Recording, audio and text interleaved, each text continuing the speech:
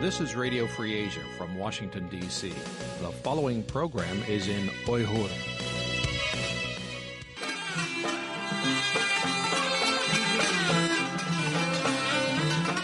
Erkin Asya Radyosu. Erkin Asya Radyosu.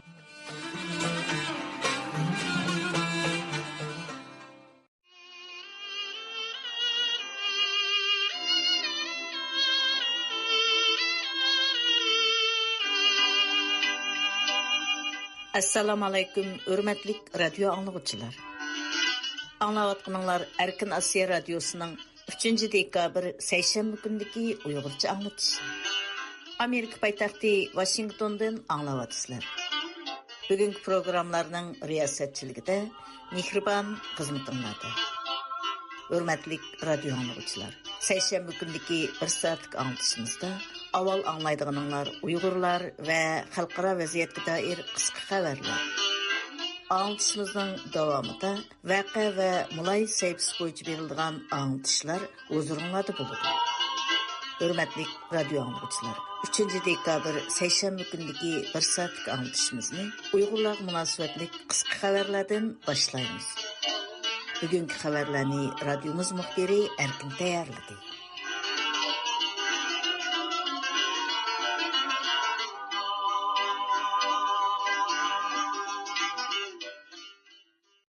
Yaponiyaning Nikkei Asiya jurnali tekshirish ilib berib, tor bozor orqali Yaponiyada setilayotgan arzon baholiq tayyor Alyaska rok belig'ining Shandongdagi Xitoy dengiz mahsulotlari shirkatida tayyorlanganligi va bu shirkatda postkomlik Uyg'ur majburiy emgak kuchlarining ishlaydiganligini oshkorlagan.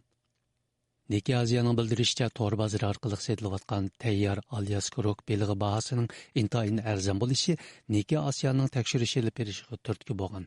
Halbuki Amerikani bazi qilgan Qonunsiz okean qurilishi nomli tashkilotning 2023-yili 10-oyda e'lon qilgan doklati Alyaska rok belig'ining kelish manbasiga bo'lgan qiziqishni qo'zg'agan. Qonunsiz okean qurilishi doklatida Xitoyning Shandong o'lkasini o'z ichiga olgan dengiz bo'yi o'lkalardagi suv mahsulotlari shirkatlarida Uyg'ur majburiy emgak kuchlarining ishlaydiganligini e'lon qilgan edi. Nikkei Asiyaning bildirishicha, ular tekshirish orqali Shandongdagi Xitoy dengiz mahsulotlari shirkatining tayyor dengiz mahsulotlarini Yaponiyadagi Miyaga nomli bir shirkatning Yaponiya restoranlariga sotadiganligi, bir partiyasi 70 yen, ya'ni dollarga 45 sent bo'lgan tayyor Alyaska rok belig'ining odatdagi bozor bahosidan 60-70% arzon ekanligini aniqlagan. Nikkei Asiyaning qayd qilishicha, ular Shandongdagi Xitoy shirkatining Uyg'urlar bilan bo'lgan aloqasini tekshirish orqali bu shirkatning 2020-yili 2-oyda 190 nafar Uyg'urni soqchilarning nazoratida aeroplan bilan Shandongga olib kelganligi.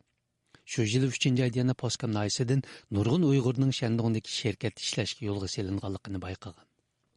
Nikkei Asiyaning qayd qilishicha, ayni vaqtda Postcom noyisi cho'ng ko'lamli uzatish murosimi o'tkazib, bu ishchilarni bir odam ishga o'rinlasa, butun oila boy bo'ladi degan shior ostida yo'lga solgan ekan. Nikkei Asiyaning mazkur tekshirish doklati BBCning Uyg'ur majburiy emgakiga chetishliq Xinjiang pomidor qiyamlarga Italiya markasi chaplanib, Angliya bozorida setilayotganligini oshkorlashining orqasida e'lon qilingan.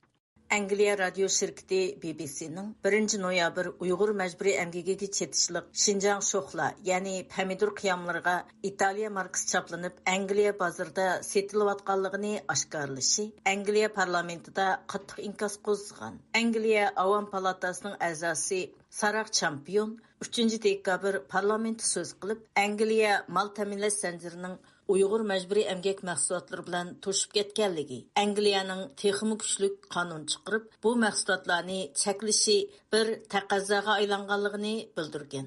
Saraq Championning ta'kidlashicha, Angliyaning hozirgi mavjud qonuni Uyg'ur majburiy emgak mahsulotlarining Angliya bozoriga kirishini to'sishda yetarsiz bo'lmoqda ekan.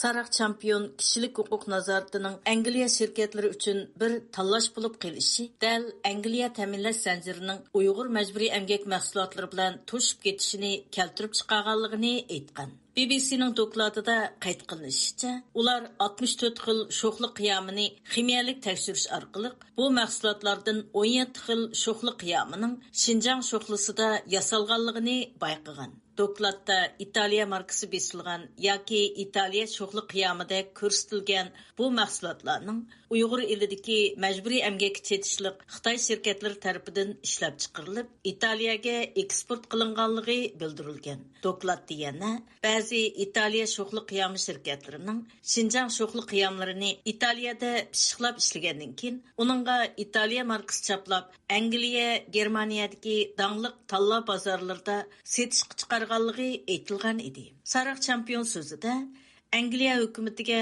xitob qilib, Angliyaning qullar emgigi mahsulotlariga qarshi texnik kuchlik tadbir elish uchun yana qandaq dalillarning talab qilinganligi, har kuni qo'rqinchli kishilik huquq tafsanchiligi sodir bo'layotgan Uyg'ur rayonida buning davlat amilligidagi majburiy emgak tarafidan qo'llashga erishayotganligini bildirgan. Ma'lum bo'lishicha, BBCning dokladi Xitoyni qattiq beyaram qilgan. Xitoyning Yer shari vaqti gazeti 3-dekabr tahrirat maqolasi e'lon qilib, BBCning dokladini Xitoyga ochiq-oshkora tuhmat qilganlik deb ayblagan.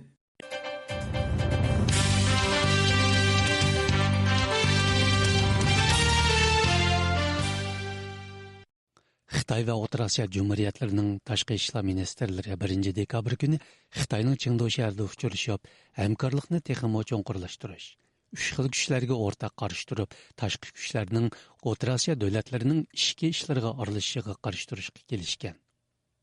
Xitoy hukumat taratqullarining xabarlarida ministrlarning Qozog'istonning 2025-yili Xitoy O'rta Osiyo boshliqlar yig'iniga sahibxonlik qilishini qo'llashga, o'rtaq xitobnoma imzolash, yuqori sifatli o'rtaq bir balvoq bir yo'l qurilishi harakat plani, yaxshi qo'shindorchilik do'stona hamkorlik ahdnomasi va boshqa oshqushliq hamkorlik hujjatlarini imzolashga kelishganligi qayd qilinmoqda.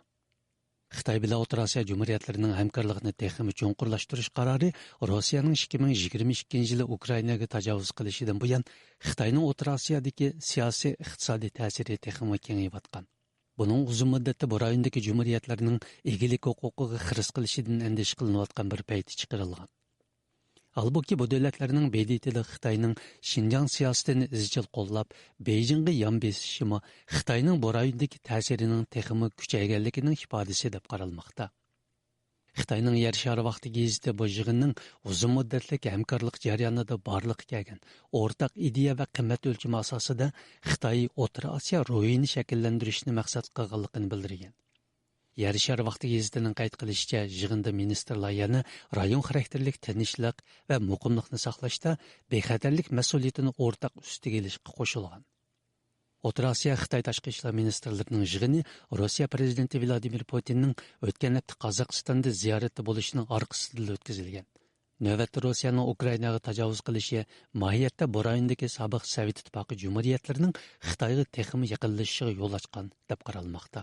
Amerikaning kelar oyda vazifasidan ayrilish oldidagi Bayden hukumati 3-dekabr kuni Xitoyning o'zak sanoatiga qarata uzundan beri muzokara qilinib kelgan yangi eksport kontrolligi tadbirini e'lon qilgan. Ma'lum bo'lishicha, Amerikaning yangi eksport kontrolli tadbiri Xitoyning texnologiya sohasidagi 140 shirkatiga Amerika texnikasini eksport qilishni cheklagan. Bu Amerika Xitoyning harbiy uchun ishlatadigan sun'iy aql texnikasini taraqqiy qildirishi va ishlab chiqarishni to'sishni nishon qilgan eng zo'r ko'lamlik cheklash tadbiri bo'lib, Amerikaning davlat xavfsizlik andishlari sababidan Xitoyning oshqushliq texnikalarga erishishiga cheklim qo'yish maqsadi bilan birdaklikka ega deb qaralmoqda.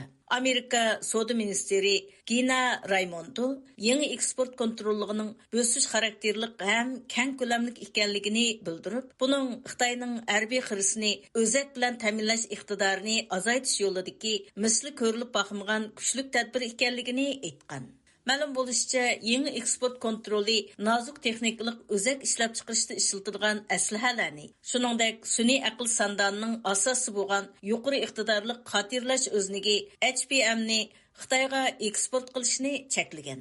Amerika Savdo Ministerligi Xitoyning o'zak sanoatiga chetishliq 140 shirkatini qora tizimlikka kirgizib, Amerika shirkatlarining bu korxonalar bilan savdo qilishini ma'ni qilgan. Amerika Savdo Ministerligi Sanoat va bexatarlik idorasining qayd qilishicha, yangi tadbir Xitoyning ilg'or harbiy ham istixborot qobiliyati, to'r harakati va keng ko'lamlik nazorat texnikasini taraqqiy qildirishni to'sir ekan. Lekin Xitoy Savdo Ministerligi 3-dekabr kuni Amerikaning yangi eksport kontrolini tanqidlab, bu eksportni suiiste'mol qilganlik, Xitoy şirketlerini besish va kontrol qilishga uringanlik deb ayblagan. Shuning bilan bir vaqtda Xitoy Savdo Ministerligi Amerikaga Galli, Germaniya, Antitela va shundaqla birikma olmos qatorliq darajadan tashqari qattiq materiallarni eksport qilishni prinsip jihatdan cheklaganligini e'lon qilgan. Halbuki xabarlarda Amerikaning mazkur kontrol tadbirining uzun mazgil kechikishi,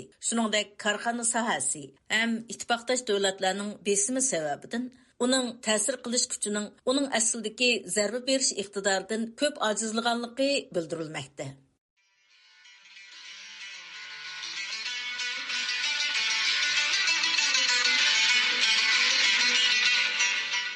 Hürmetlik radyo anlıqçılar. Erkin Asiya Radyosu'nun 3. dekabr seyşembe gündeki Uygurca anlatışı davamlaşmakta. Ben bugünkü program riyasetçisi Mihriban. Yuqorida qisqa xabarlarni anladinglar. Tuanda vaqa va muloyiz sayfisi bo'yicha anglitishimizni boshlaymiz.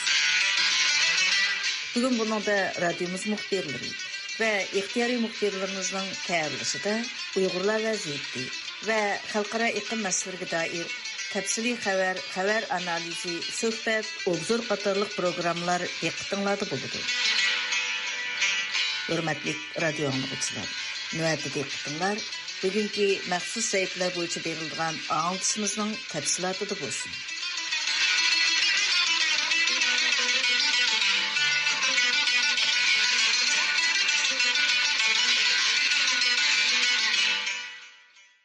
Uyghur məcburi əmgəgiga çetişlik Şinjan şoxlusi, yəni pomidor mahsulotlarının İtaliyadan sırt Avropaning boshqa davlatlaridami setilayotganligi oshkorlanmoqda. Ma'lum bo'lishicha, Şinjan şoxlu mahsulotlarining Avropa bozoriga kirishida Italiya muhim rol o'ynamoqda ekan. BBC'ning 1-dekabr e'lon qilgan bu vaqtdagi tekshirish doklati buningga doir tafsiliy dalillar bilan ta'minlangan. Tuanda buning tafsilotini o'z muxbirimiz Erkindan anglaysizlar. Angliya va Germaniya bozorlarida Italiya mahsuloti deb sotilayotgan pomidor qiyomlarining tarkibida Uyg'ur majburiy emgakiga chetishliq Şinjan pomidorining borligi oshkorlangan. Ma'lum bo'lishicha, atalmish Şinjan pomidor qiyomining Angliya va Germaniya bozorlariga kirishi ham Italiya mahsuloti deb sotilishida ba'zi Italiya shirkatlari vositalik rol o'ynamoqda. Shuningdek, bu mahsulotlarni Uyg'ur elidagi majburiy emgakka chetishliq Xitoy shirkatlaridan import qilmoqda ekan. Angliya axborot to'ri BBC'ning bu mahsulotlarga qarta ilib olgan atrofli tekshirishidan Şinjan pomidor qiyomining Italiyada pishiqlab ishlangandan keyin Italiya mahsuloti degan tamg'i besilib Angliya, Germaniya qatorliq davlatlarning iste'moliga sunilganligi ma'lum bo'lgan. BBC'ning qayd qilishicha, ular ko'p qismiga Italiya markasi besilgan yoki xaridorlarga Italiya mahsulotida ko'rsatilgan 64 xil pomidor qiyomi mahsulotining avrishkisini tajribxonada tekshirish orqali ulardan 17 xil pomidor qiyomi mahsulotining tarkibida Şinjan pomidori borligini aniqlab chiqqan. Bu jarayonda BBC Avstraliyadagi dunyoga dangliq Source Certain nomli mahsulot manbasini aniqlash shirkatiga pomidor qiyomlarining kelish manbasini tahqiq qilishni havola qilgan. Source Certain şirketi pomidor qiyomlarining asli kelish manbasi bo'lgan davlatlarga xos barmoq izlarini tahqiq qilish orqali qaysi pomidor qiyomi materialining kelish manbasi Italiya, qaysisining kelish manbasi Xitoy ekanligini bekitgan. BBC'ning bildirishicha, tahqiqlash natijasida 64 xil pomidor qiyomi mahsulotining ko'p qismining kelish manbasi Italiya, lekin 17 xil pomidor qiyomi mahsulotining manbasi Xitoy bo'lib chiqqan. Bu 17 xil mahsulotning 10 xilini Italiyaning Antonio Patti nomli pomidor qiyomi shirkatining tarqatganligi qayd qilinmoqda. Amerikadagi Kommunizm qurbonlari xotira fondining oliy tadqiqotchisi, Uyg'ur majburiy emgaki va lager mutaxassisi doktor Adrian Zenzning ko'rsatishicha, bu taraqqiyot Uyg'ur majburiy emgaki mahsulotlarining kelish manbasini aniqlash nuqtasidan intayin muhim ekan. The report implicates tomatoes made in a Uyghur region. Bu qitimliq tekshirishga qatnashgan Adrian Zenz 2 oktyabr vaqtida ziyoratimizni qabul qilganda mundaq dedi. Bu dokladda Uyg'ur rayonida ishlab chiqarilgan pomidor aniqlab chiqilgan. Asosiy jihatdan iz qo'g'lash sistemasi Italiyadan bo'libmi, Italiya shirkatlaridan Angliya va Germaniyadagi tanlab bozorlargacha iz qo'g'lash olib berilgan. Ular ximiyalik sinab qilish usulini qo'llanib, pomidor qiyamlarining farqi orqali Xinjiang pomidorini aniqlab chiqqan. Şoň bu intayin muhim bir taraqqiyot. Ma'lum bo'lishicha, Antino Pati şirketi 2020-yildan 2023-yilgacha Xitoyning Xinjiang Guangdong şirketidan 36 million kilogram pomidor qiyami kirgizgan ekan. BBC bu yil 4-oydan 8-oygacha bo'lgan oralikda Antino Patining Angliya bozorida sotilayotgan 10 xil pomidor qiyami mahsulotini tekshirgan. Halbuki Antino Pati BBC'ga Amerika hukumati 2020-yili Xinjiang Guangdong şirketiga Uyg'ur majburiy emgaki sababli embargo yurgizgandan beri uningdan pomidor mahsulotlarini sotib olishni to'xtatib, Bajo qizil meva savdo şirketidan qarorlik pomidor qiyami sotib olib kelganligini aytgan. BBC'ning bildirishicha, Antino Pati Bajo qizil meva savdo şirketining majburiy emgakka qatnashmaganligini qayd qilsa, ammo dalillar, jumladan mal yo'llanma sonliq ma'lumoti Bajo qizil meva savdo şirketining bir qalqon shirkati ekanligini ko'rsatmoqda ekan. Adrian Zenz Uyg'ur elidagi Xitoy korxonalarining Uyg'ur majburiy emgak mahsulotlarini eksport qilishda saxta shirkat qurib, mahsulotlarni shularning nomidan eksport qilayotganligini bildirdi. So, for example, one company has created a shell company, Adrian Zenz meaning a fake company. Buningda masalan bir korxona qalqon shirkatdan birini qurgan. Amaliyotda bu shirkat Xinjiang Guangdong shirkatiga bog'liq bir saxta korxona. Halbuki Xinjiang Guangdong shirkati, ya'ni Xinjiangning pomidor qiyami ishlab chiqaruvchisi bu saxta shirkat orqali o'zining pomidor mahsulotlarini o'xshamagan nomlarda boshqa davlatlarga, bo'lib Italiyaga eksport qilib kelgan. Xitoy dunyoning eng chong pomidor ishlab chiqaruvchi davlati bo'lib, dunyo pomidor mahsulotining 3dan 1 qismini Xitoy ishlab chiqarmoqda. Halbuki Xitoy hukumat sonliq ma'lumotlarida Xitoyning yillik umumiy pomidor mahsulotining 80% Uyg'ur elida ishlab chiqarilmoqda ekan. BBC'ning bildirishicha, ular yaqin 16 yil mobaynida Uyg'ur elidagi pomidor zarliqlarda majburiy emgakka selingan yoki shuningga shohid bo'lgan 14 kishi bilan ko'rishgan. Ulardan ilgari turmada yotgan Ahmad ismli biraylar ayni vaqtda turma doiralarining o'zlariga bu pomidorlar eksport qilinadi deganligi va har kuni 650 kilogram pomidor o'zimizga to'qmoq yeydiganligini aytgan. Halbuki Amerika Stanford Universiteti Demokratiya, Taraqqiyot va qonun bilan boshqarish markazining ziyoratchi tadqiqotchisi doktor Sofiya Richardsonning qayd qilishicha, BBC'ning doklati davlatlarning majburiy emgak mahsulotlarini cheklash mexanizmining yanada ojizligini ko'rsatdi. In many respects, it's not surprising to find the product being sold. Nurg'un jihatlardan majburiy emgak mahsulotlarining butun dunyoda sotilishi bo'libmi, qonun tuzum qattiq davlatlardami bozorga selinishi hayron qilarli emas. Bu xil mahsulotlarni bozorda uchratish bu davlatlarning qonun ijro qilish mexanizmi yanada ojiz ekanligini ko'rsatadi. Angliyada turishli Uyg'ur faoliyatchi, Uyg'ur irqiy qirg'inchiligiga xotim berish birlashmasining raisi Rahima Mahmud 2 dekabr vaqtdagi ziyoratimizni qabul qilganda, bu Angliyaning yangi qonun chiqarib, Uyg'ur majburiy emgak mahsulotlarini cheklashining qanchalik zaruriyatga aylanganligini ko'rsatdi. Yani hozir Angliya bilan Yevropaninki mushu majburiy emgak mahsulotlariga bir nayti keskin bir qonun chiqarish. Mushuni qattiq talab qilyapmiz. Shuning uchun bo'libmi shu koni qonunlarninki hozirgi yangi shakldagi majburiy emgak nimalarga yetarli bo'lmayotganligi, shuning uchun maxsus shu Uyg'ur majburiy emgakni nim qilish deganda qonunlarni talab qilyapmiz. Rahima Mahmuddan qarashicha, doklad yana ba'zi Italiya va Xitoy shirkatlarining savdo axloqidagi chiriklikni ichib bergan. Buningda birsi Uyg'ur majburiy emgakninki qanchalik ig'ir ahvolda bo'layotganligi buni isbotlaydi. Bularninki qandaq poyezd yo'llari bilan Italiyaga olib, Italiya orqali buni sotayotganligi. markasini o'zgartib, İtaliyanınki markası qilib, mushu savdo axloqidagi intayin chirikilishib ketgan. Ham Xitoy, ham Italiya. Bu narsa nurg'un insonlarningki ko'ngliga bir shak tushirib qo'ydi. BBC'nin ko'rsatishicha, ular bu dokladni tayyorlashda dunyoning har qaysi joylaridagi mal yo'llanma sonliq ma'lumotlarni to'plash orqali Şinjan pomidorlarining Yevropaga qanday kelganligini aniqlab chiqqan. Dokladda Şinjan pomidorlarining poyezd orqali Qozog'istonga, Qozog'istondan Ozarbayjon va Gruziya orqali Italiyaga kelganligini bildirgan. Halbuki Stanford universitetining Demokratiya, taraqqiyot va qonun bilan boshqarish markazidagi Sofia Richardson bu Uyg'ur majburiy emgak mahsulotlarining bo'lib, yezigilik mahsulotlarining murakkab yo'llar bilan xalqaro bozorga kirayotganligini ko'rsatadiganligini bildirdi. I think one of the complexities that the story outlines Sofia quite Richardson nicely is bundaq that meningcha dokladda nihoyatda yaxshi yo'ritib berilgan murakkab hodisa bo'lib, yezigilik mahsulotlarining joyida setilinib, u yerda ikkinchi davlatda pishqilab ishlanishi, ondan qochilinib uchinchi davlatda setilishidir. Halbuki bu jarayon mahsulotning kelish manbasini faraz qilishni texmo murakkablashtirgan. Shunga kishilik huquq mas'uliyatini ado qilishda malning ta'minlash zanjiridagi tunji kelish manbasini surishtirish zarur bo'lmoqda.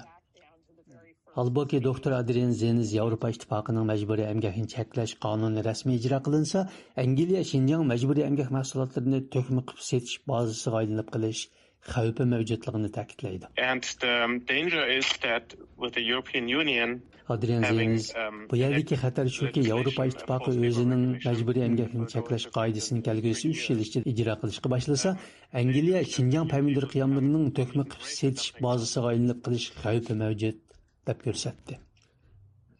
Bu yil 5-oyning oxirlarida 82 konteyner Şinjan pomidor qiyomi bosgan bir poyezd Urumchi yuk vokzalidan dag'dug'liq yo'lga chiqib, Qozog'iston orqali Kaspiy dengizidan Ozarbayjon va Gruziyaga o'tgan. Gruziyadan dengiz orqali Gretsiyaga berib, u yerdan Italiyaning Salerno portiga yetib kelgan.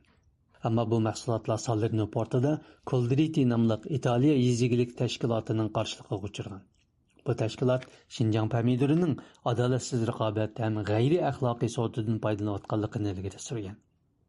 Bu voqea xalqaroning Şinjan pomidori va uning Uyg'ur majburiy emgaki bilan bo'lgan aloqasiga diqqatini qo'zg'agan edi.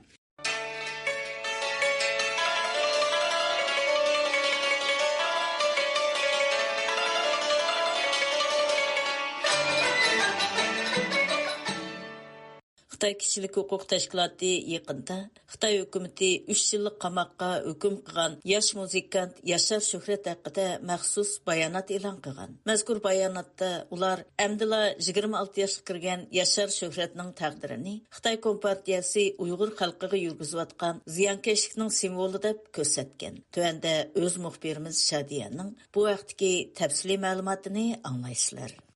Yaqında Taybey'de elib berilgan nutq so'zlash faoliyatida Amerika Stanford Universiteti Xitoy iqtisod va tuzilma markazining oliy tadqiqotchisi professor Shu Chungang Xitoyning chekidan oshgan millatchiligi va kishilik huquq dafsandichilik qilmishlarini tilga olgan.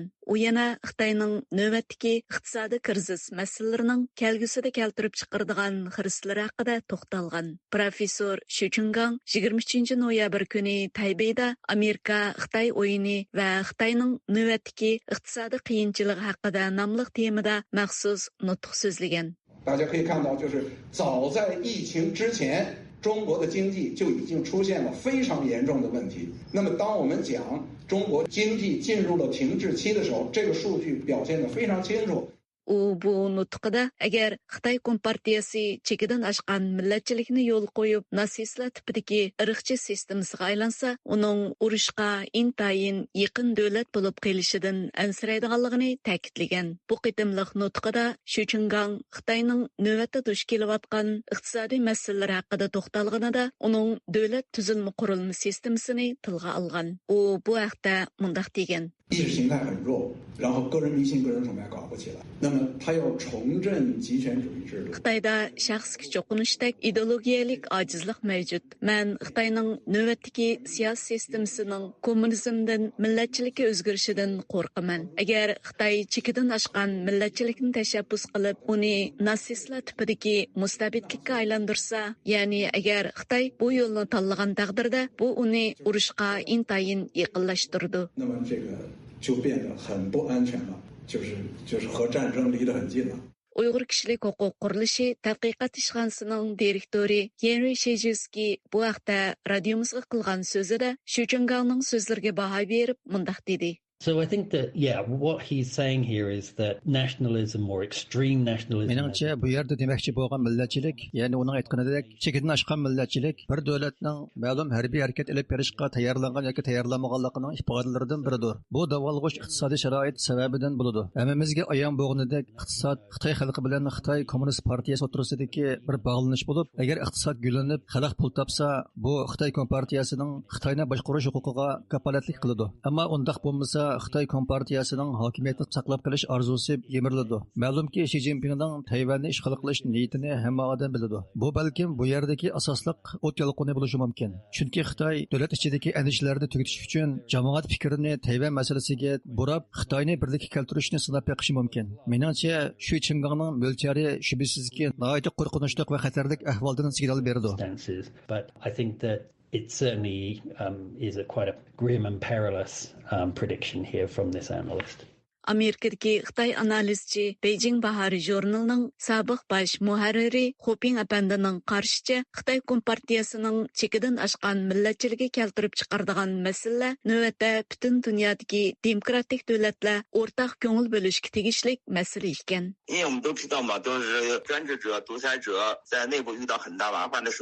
Mustabid hukmronlar ichki jihatda cho'ng ovorchiliklarga yo'liqqanda, ular diqqatni burash uchun sirtqa urush qo'zg'aydi. Ammo Xitoyning navbatdagi vaziyat uchun olib aytganda, bu xil ahvolning mumkinchiligi yo'q. Chunki Xitoyning hozircha yetarli kuchi yo'q. Shundaqla sirtqa qarata urush qo'zg'ashga jur'ati yo'q. Kommunist Xitoy balkim ichki qarshilik sababidan yemirilishi mumkin. Holbuki, uning Tayvanga hujum qilish ehtimolligi nihoyat yaqin. Ya'ni, vatanni birlik keltirish nomida Xitoyning Tayvanga hujum qilishini eng kuchli mumkinchilik deb qarayman. Menimcha, Xitoy Kompartiyasining 100 yildan buyongi diktatorlik tuzumini o'zgartirish uchun Xitoy xalqi o'z tirishishi kerak. Qandoq bo'lishidan qat'iy nazar, butun dunyo Xitoy Kompartiyasining xirisini his qildi. Bu butkul erkin dunyo duch kelgan eng ig'ir raqobat. Shunga biz uningga yetarli diqqat qilishimiz kerak.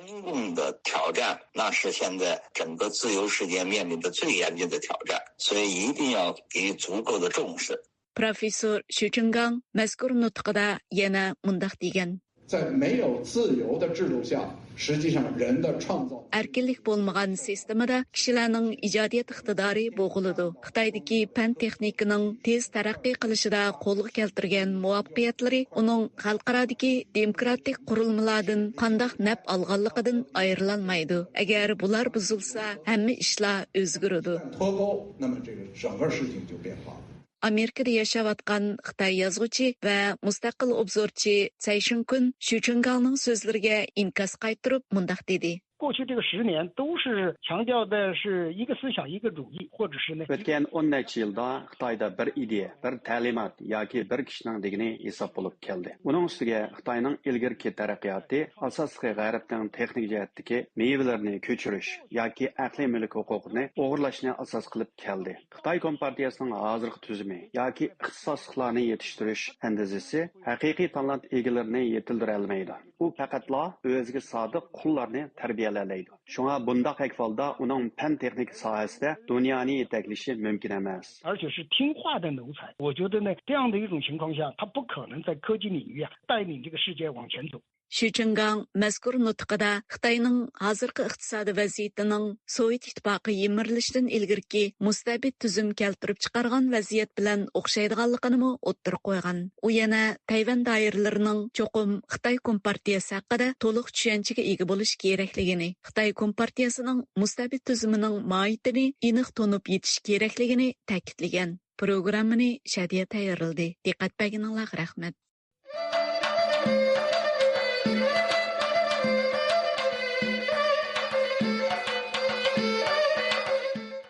28 noyabr kuni Turkiyaning Qarabük Universiteti o'tkazilgan Türk davlatlarini tonishtirish temasidagi san'at faoliyatida Xitoy hukmronligi ostidagi Uyg'urlar uchrayotgan irqiy qirg'inchilik vaziyati tonishtirilgan. Turkiyadagi ixtiyoriy muxbirimiz Erkin Tarimdan bu vaqtdagi tafsiliy ma'lumotni anglaysizlar.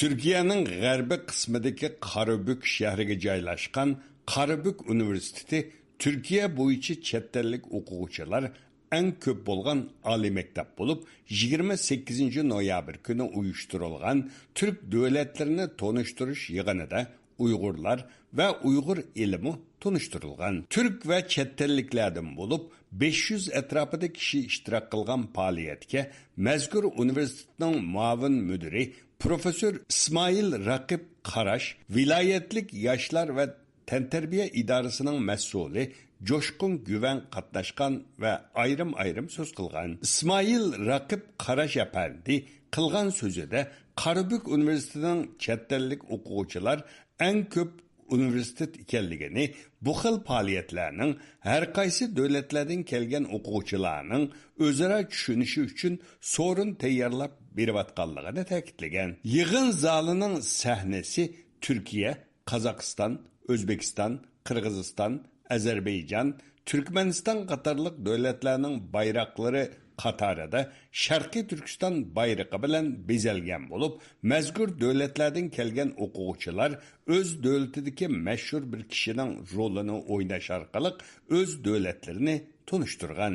Mazkur universitetining tarix fakulteti doktoranti, Dünya Uyg'ur qurultayining vakili Mahmudjon Erkin Mahmud Kashg'ariyning rolini o'ynab, Uyg'urlarni, Uyg'ur qirg'inchiligini va Uyg'urlarning ig'ir vaziyatini tanishtirgan.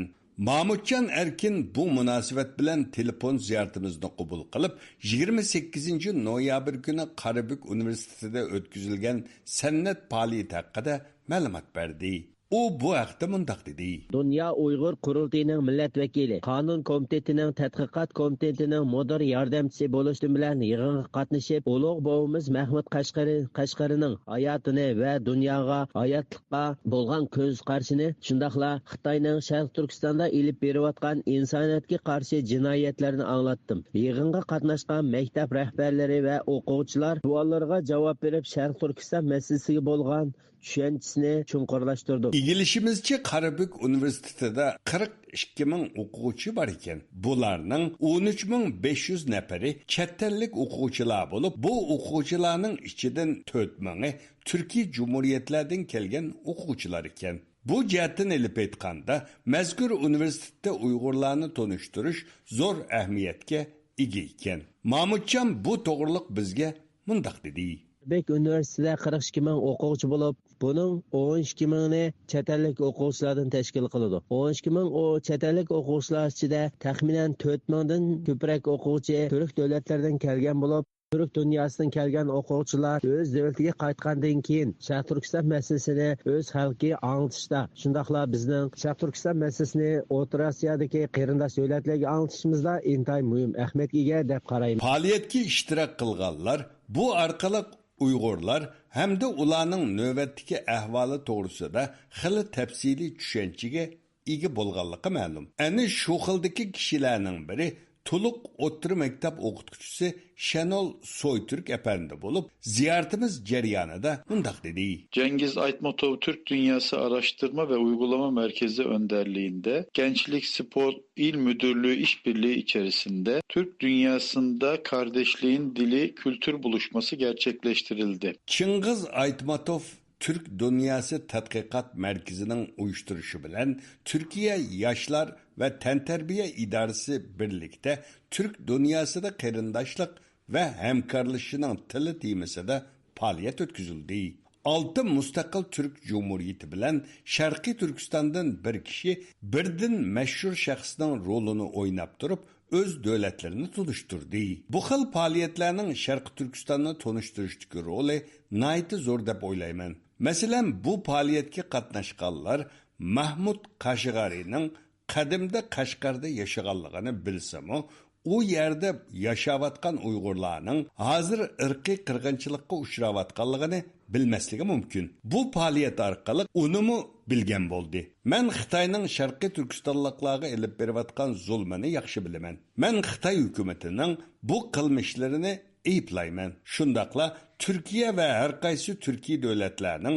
Uyg'ur qarindoshlarımizga ega chiqishini tilayman. Turkiyaning Qarabük shahridagi Qarabük universitetida Uyg'ur o'quvchilar nayti az bo'lsa-mu 4-5 yildan buyon Mahmudjon Erkinning tirishchanligi bilan 5 qatim Uyg'urlar to'g'risida maxsus doklad berish yig'ini chaqirilgan.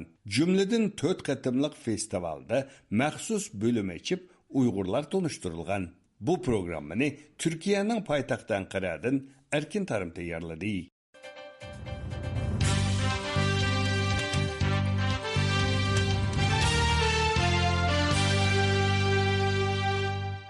BDT'de ötküzülgen 2024 yıllık Azsanlıq Milletler Məsələləri Munbiri yığınında Xitay hükümranlığı astıda Uyg'urlar uçuravatqan irqiy qırğınçılıq məsələsi o'ttirg'i qo'yilib, xalqaro jamiyatni Xitoyni jinoiy javobgarlikka tortishga chaqirılgan. Ma'lum bo'lishicha, Birlashgan Davlatlar Tashkilotining 28-29 noyabr kunlari Shveysariyaning Janva shahrida o'tkazilgan bu yig'inga Dunyo Uyg'ur Qurultiyi fondi raisi, Qurultay Berlin ishxonasi direktori G'ayur Qurban qatnashib, navbatdagi Uyg'urlar vaziyatini anglatgan. Bu vaqtdagi tafsilotlarni Shveysariyadagi ixtiyoriy muxbirimiz Abibulladin anglaysizlar.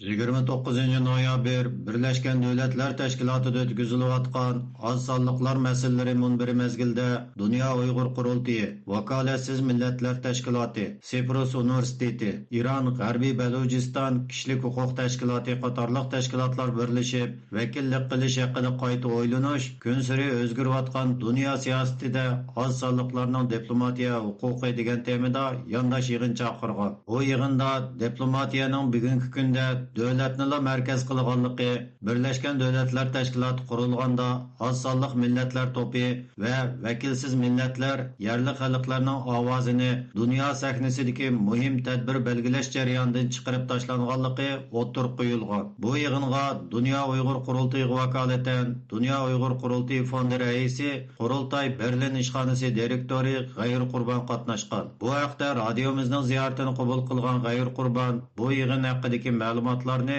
radio anglag'uvchilar bilan o'rtoqlashdi. Birleşken Devletler Teşkilatı'da 17. növbetlik Azsanlıq Milletler munbiri ilib berayotgan mezgilde Dünya Uyghur Qurultayı ve Vakaletsiz Milletler Teşkilatı'nınki hamkorlashib o'rlashtirishi bilan bir qitimliq yondosh yig'in ilib berildi. Kun sari o'zgarayotgan dunyo siyosiy jo'g'rafiya muhitida millatlarning vakolatlik masalasi haqida yangicha fikr yurgizish degan temadagi bu muhokama yig'iniga Uyg'urlarga vakolatan Dünya Uyghur Qurultayidan men, Irondagi Baluch xalqiga vakolatan Nasir Efendi, Sara Xonim ve şundaqla Profesör Doktor Kosta Efendiler bu yig'inga chiqib so'zladik.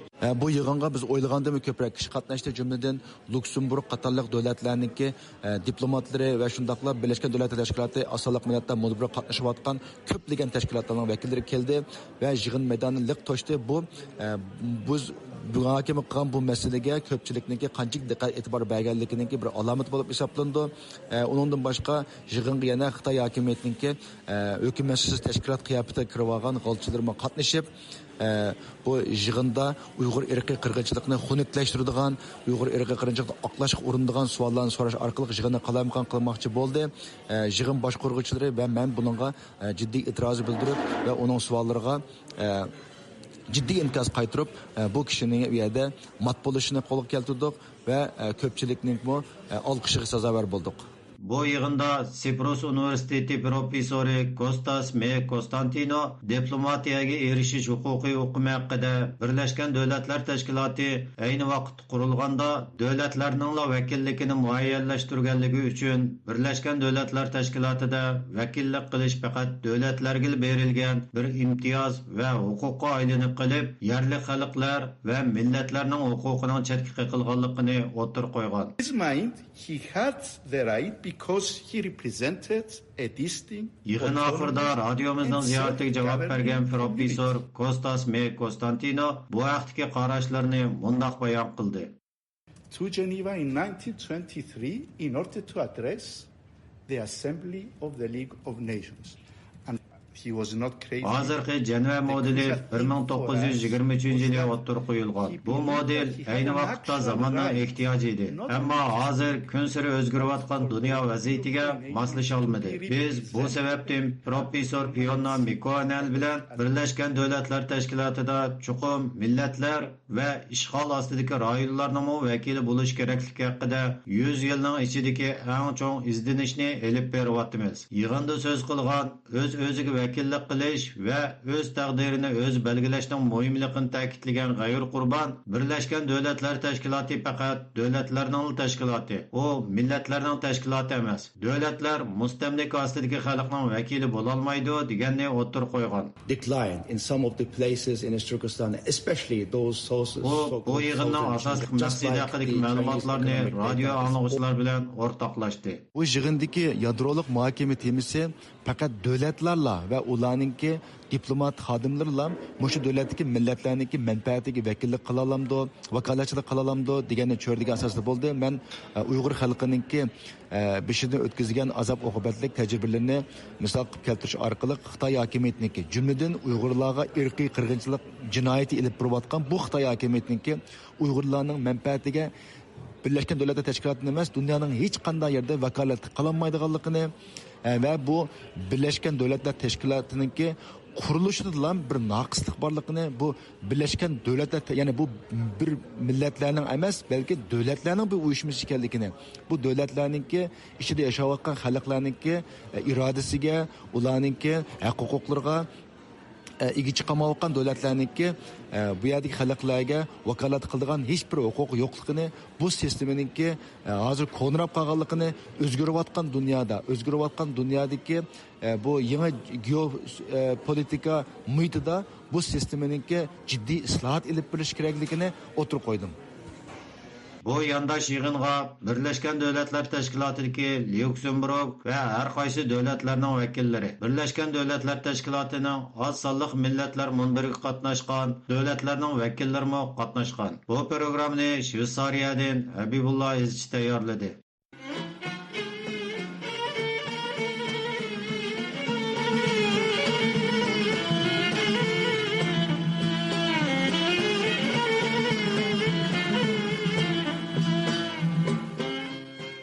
Yigirma 8 noyabr kuni Turkiyaning Ardahan Universitetida Uyg'ur qirg'inchiligi tunishtirilgan. Ma'lum bo'lishicha, bu yig'in Ardahan Universiteti va Ardahan Fan-texnika to'liq o'ttir maktabining hamkorligida o'tkazilgan bo'lib, yig'inda tarixdan bugungacha Sharqiy Turkiston masalasi va turk dunyosiga ko'rsatilgan ta'sir degan temada Uyg'urlar uchrayotgan irqiy qirg'inchilik vaziyati anglitilgan. Bu vaqtdagi tafsilotlarni Turkiyadagi ixtiyoriy muxbirimiz Arslandan anglaysizlar.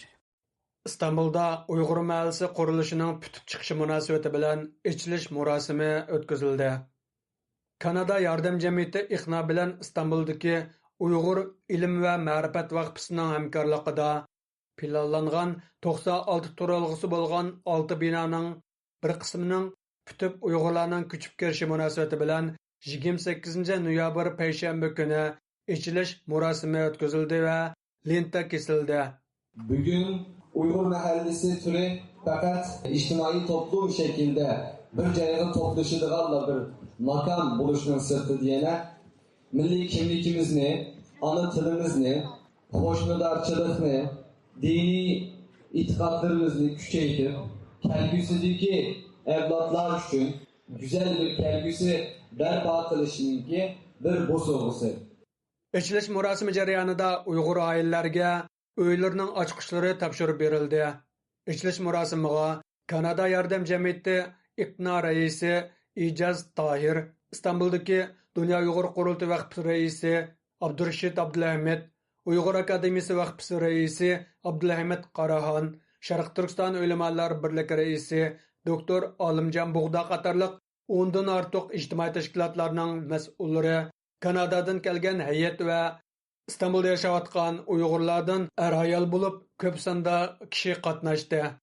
Ichilish murosimida Uyg'ur ilm ma'rifat vaqfisi raisi Habibullah Kusani, Kanada yordam jamiyati iqna raisi Ijaz Tahir apandilar so'z qilib, Uyg'ur mahallasi va yangidan salingan binolar to'g'risida to'xtaldi.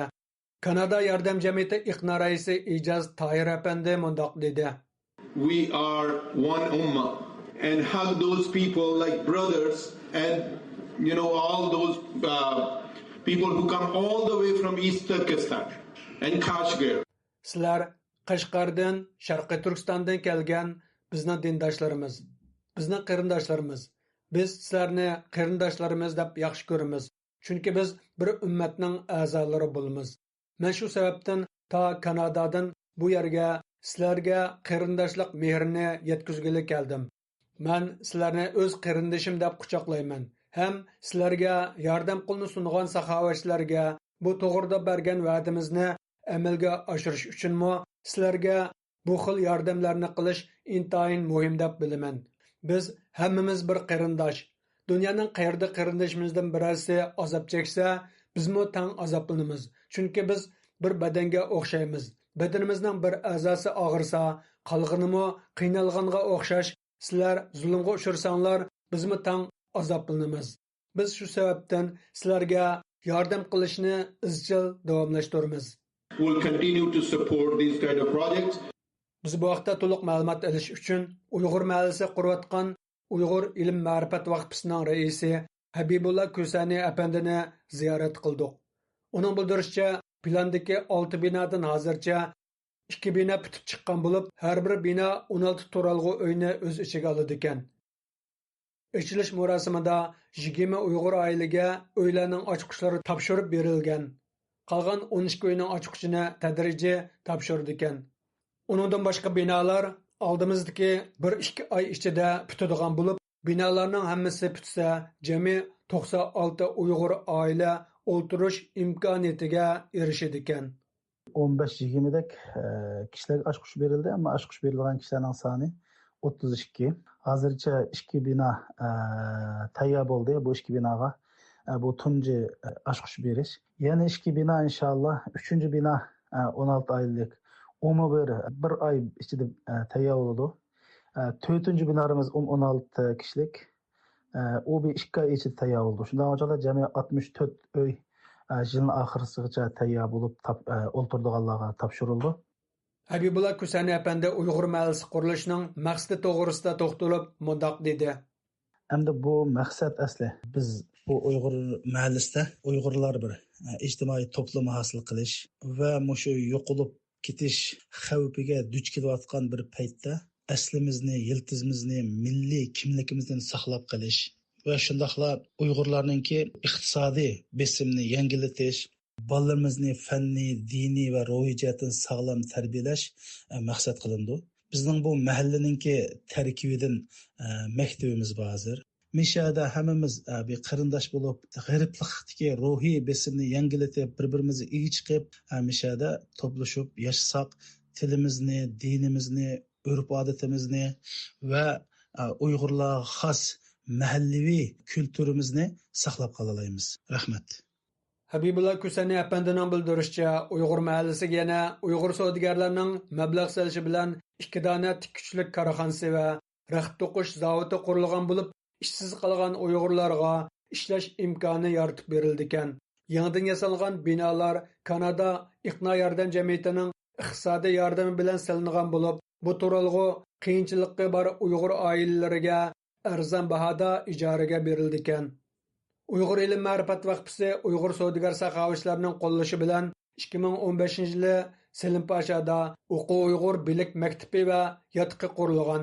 Uyg'ur yoshlarini diniy, milliy va ilm-fan bo'yicha tarbiyalash va qo'llashni maqsad qilgan bu yotoqlik maktab 9 yildan buyon o'quv-o'qitish ma'rif faoliyatlarini davomlashtirib kelmoqda ekan.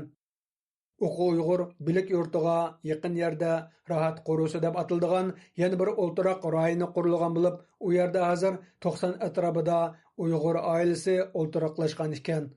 Habibullah Kusanining bildirishicha, yangi salingan binolarda o'ltiroqlashgan Uyg'urlarni qo'shganda hozir Uyg'ur mahallasida taxminan 200 atrofida Uyg'ur oilasi yashaydi ekan. Bu yerda tunji bo'lib bir 200 oilalik bir sharoit hozirlandi. Ya'ni 200 Uyg'ur bu yerda o'tirdi. 200 oila a'zolarini hisoblab kelsak, balla, oilalar qo'shilib az deganchada 1000 odam bo'ladi. Hurmatli radio anglovchilar, bu programmani İstanbul'dan Arslan Taş tayyorladi.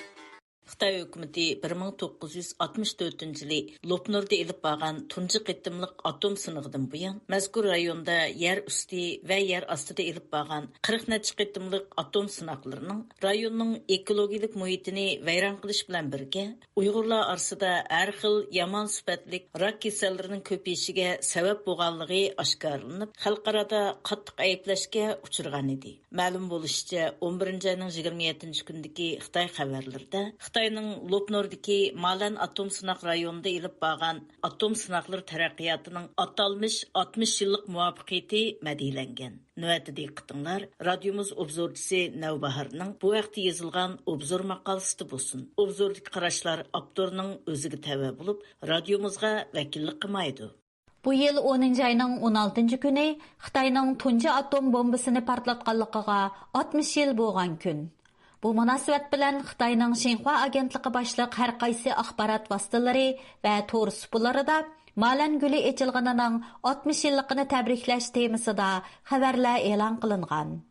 Xabarlarda tilga ilingan Malan guli aslida Xitoyning 1964-yili Uyg'ur elining Lopnur Ko'li rayonida elib bağan tunji qatimliq atom bombasiga qartilgan ism bo'lib, Taklamakan çöllikide ösüdigan bir türlük çöl gülünün Xitayca atılışıdan kelgan.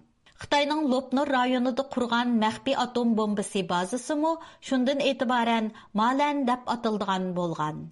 Bu yerda Xitay Qaysar çöl gülünü özünün insaniyatni qirg'uvchi atom bombasini o'z ichiga olgan yadro qurollari siniqining simvoli qatorida qo'llangan edi.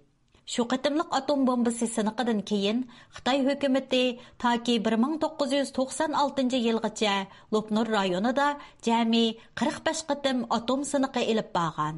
Yevroasiyaning markaziy qismiga joylashgan Tarim o'ymonligining sharqiy girvekidagi quruq tog' bag'rida ko'p asrlardan buyon Kiroran xalqiga o'xshash qadimiy davlatlar va xalqlarni hayotlik manbasi bilan ta'minlab kelgan Lopnur ko'li so'zilib yotgan edi.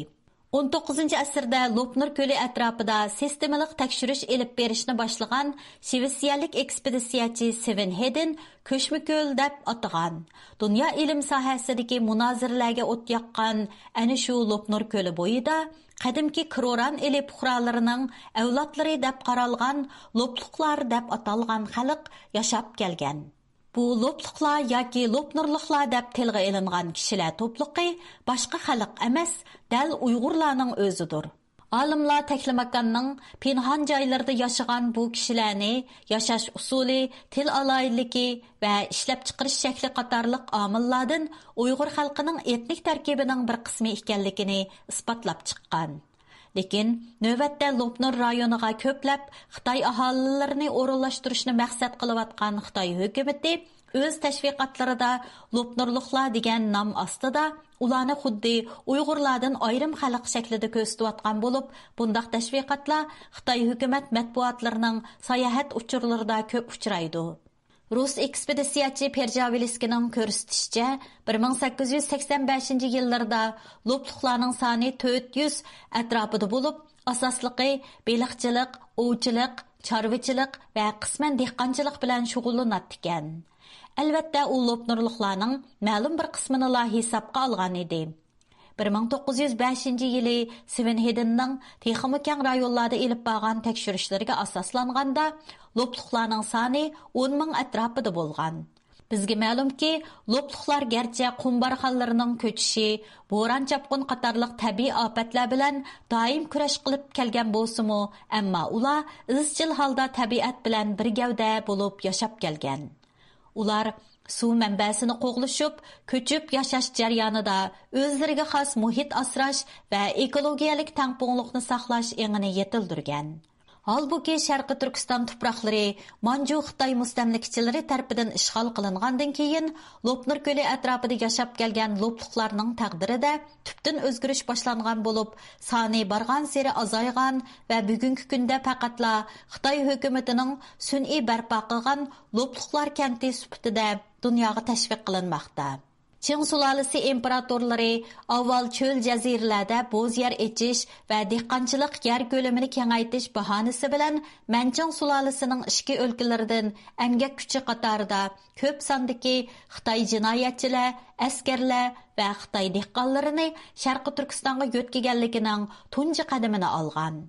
Çin sulalisining zo'r ko'lamlik bo'z yer o'zlashtirish siyosatining bir qismi bo'lgan sug'urish kanallarini barpo qilish plani o'rmon va yayloq ko'lamining zo'r darajada tarib berishini keltirib chiqargan.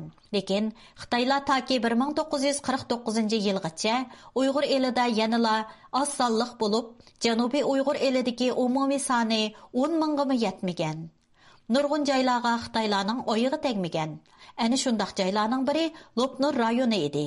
Xitoy Kommunistik partiyasi hokimiyat beshiga chiqqandan keyin 1954-yili Xitoy hukumatı Sharq Turkistonda ishlab chiqarish qurilish bintuanini qurgan va yana bir qatim Sharq Turkistonga keng ko'lamda Xitoy ko'chmanlarini yo'tkash zo'r do'lqini qo'zg'agan.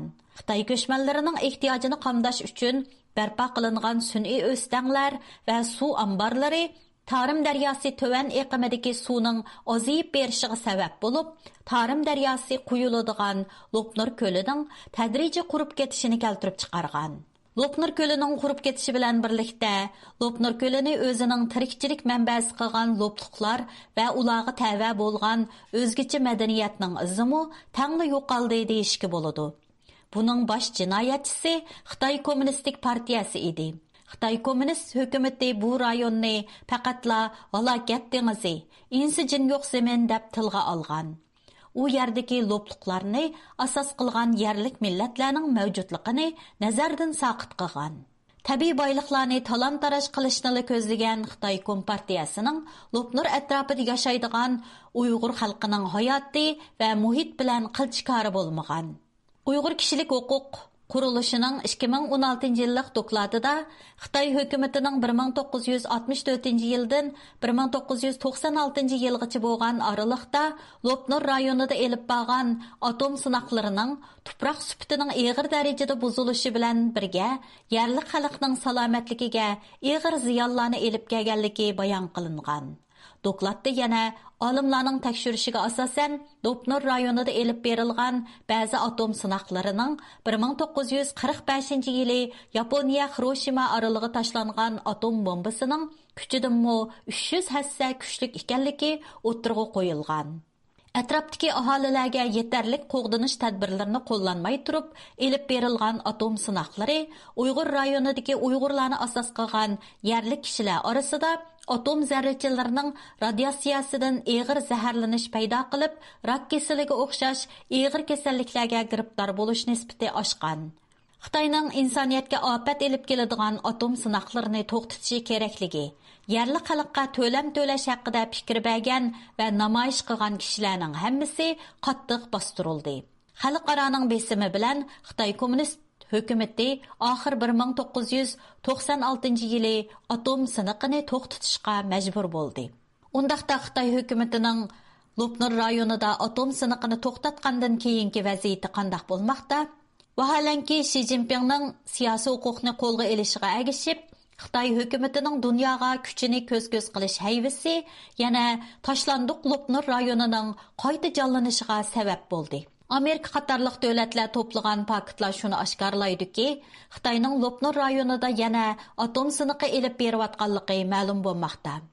Bu bizni Xitoy hukumatining yangi bir avlod yadro qurollarini sinoq qilishni hamda boshqariladigan bombaning zarba berish kuchini texmi oshirishni o'ylashayotganligining kuchli dalili bo'lishi mumkin degan farazga yaqinlashtirdi. Xitoy Lopnur rayonida ikki jihatdan yo'shirin yer osti atom sinoqini davomlashtirsa, tashqi dunyoga qarta burunqi molan atom sinoqi bazasini sayohat nuqtasiga aylantirganligi haqida tashviq qilishni davomlashtirmoqda. Xitoy hukumat to'rbatlarida xabar qilinishicha, 2012-yildan boshlab Xitoy hukumati 600 ming yuan mablag' selib, Malan harbiy muzey qurgan va bu muzeyni vatanparvarlik tarbiyasi beradigan bir o'ringa aylantirgan ekan.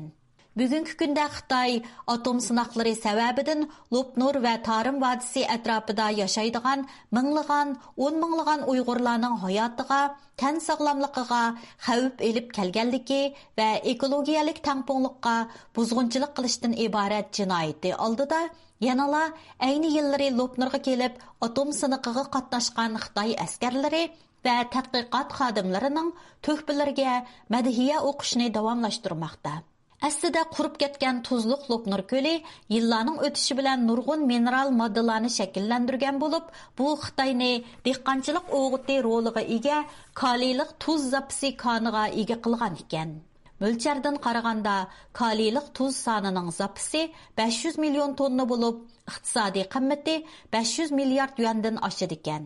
Bunun bilan Xitoy davlati yuqori tannarx bilan kaliy tuzi import qilish tarixiga xotima berib, Lopnur ko'lini qayta qazishga boshlagan va sanoat shahriga aylantirish uchun urinmoqda. Buning namoyandasi sifatida 2002-yili Chaqiliq nahiyasida Lop ko'li bozori ta'sis qilib, kaliy tuzi bosh şirketini qurgan. Yana bir jihatdan bu rayonga Xitoy ko'chmanlarini yo'tkash